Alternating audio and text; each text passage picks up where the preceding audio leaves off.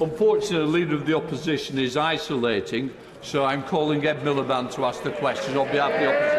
Ed Miliband. Thank you.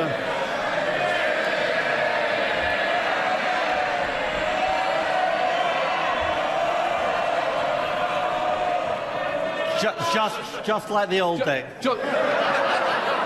Just to say, I presume you all want to get onto the budget, because all you're doing is delaying it. Ed Miliband. I just want to reassure both sides of the House it's one time only that I'm back. Mr. Speaker, we all need the vital COP26 summit in Glasgow to deliver next week, because failing to limit global warming to 1.5 degrees will have devastating consequences for our planet, and that is shared across this House. Does the Prime Minister agree that to keep that goal of 1.5 degrees alive, we need to roughly halve global emissions in this decisive decade? Well, I welcome the right honourable gentleman to his place, and indeed, I think the whole House will extend our sympathies to the Leader of the Opposition. I hope he returns soon.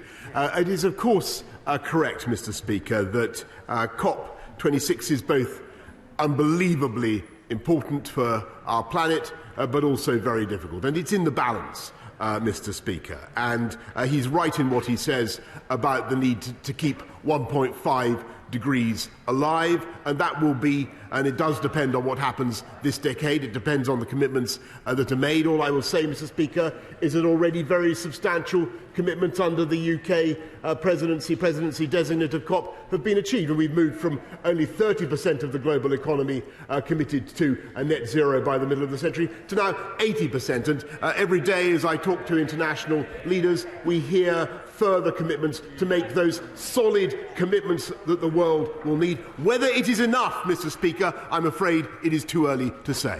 Ed Miliband. Mr. Speaker, I applaud the efforts of the UK presidency under the President-designate Starmer, but I do want to direct the Prime Minister's attention to the issue of this decade. I'll come to net zero targets for the middle of the century in a moment, but yesterday a very important report came out from the United Nations, which he will know, the UNEP emissions gap report. And on the eve of COP, it warned that far from halving global emissions this decade, we're only on course to reduce them by about 7.5%.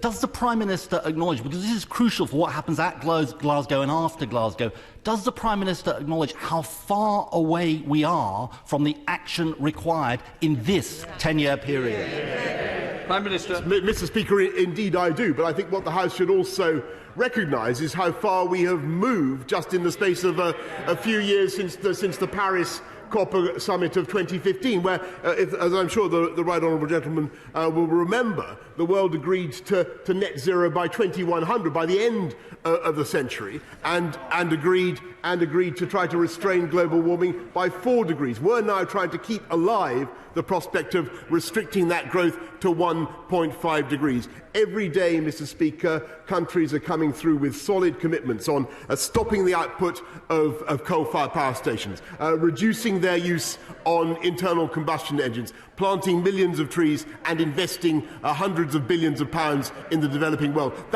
Those are solid commitments. Whether they're going to be enough, Mr. Speaker, I'm afraid it is still too early to say.